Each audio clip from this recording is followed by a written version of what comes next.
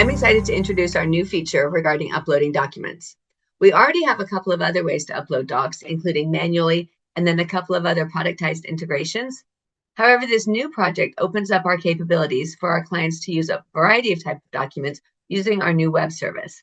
This enables users to easily store all the documents in the relative loads or other parts of the application. So in order to demonstrate this new functionality, I'm going to jump between our TMS and also an application called Postman. So starting with the load I've created, it's a full truckload going from Boston to Seattle. Looking at the Documents tab, I've already uploaded a bill of lading. So now we're going to jump over to this application Postman, which here is acting like an integrated off-platform document processing tool, similar to something your company might be using. I really want to highlight that with this new API, we need just a handful of fields to upload any document to any record within Revenova. It's that flexible. All you need is the record ID and relevant details, so let's dive in. First of all, the record ID. This can be one or multiple records. As long as it's the same object, like a load, you can upload the same document to multiple records.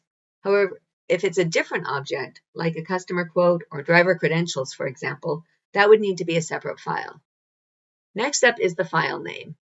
So we've intentionally left this flexible, but if you are already using our customer invoice document functionality, then the file names need to match.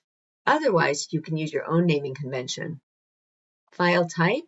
In this case, it's a PNG, but we've got so many choices for you here. It could be a JPEG, a CSV, DocX, even a PowerPoint. Next up is POD, true or false. If you're uploading a POD and you say true, then the system will automatically append POD to the file name. Next is portal access, true or false. This will dictate if your users can see the documents on the portal. And then last, we've got the data string that represents the document. So in this case, I'm uploading some damaged cargo. Unfortunately, in our industry, that happens. So I'll go ahead and upload this photo. So I've got confirmation here that the document's been added. Next up, I'm going to upload an email that I saved as a PDF, and this is an exam authorization. So as we know, with damaged cargo, it leads to more charges. It's helpful to upload all those documents to the file, so in the future, if people have questions, everything is contained within the load. So again, here's confirmation. Next up, I've got a delivery. It's a PNG, and you can see I've got POD as true here. So we'll load that.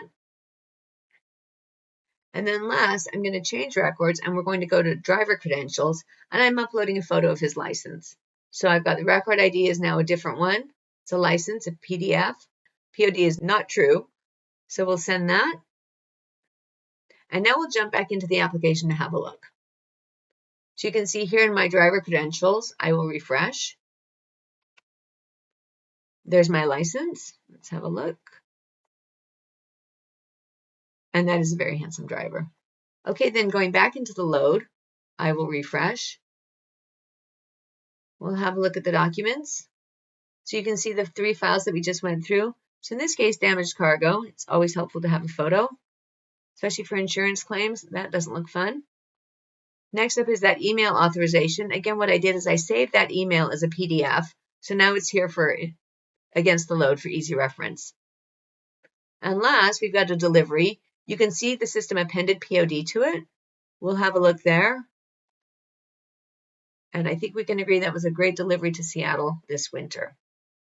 So again, highlighting with just a handful of fields, we could upload those documents. So again, this feature can be used in a variety of ways. I've shown you how easy it is to upload information to a load, but you could upload even a PowerPoint presentation to the account profile or customer quote information.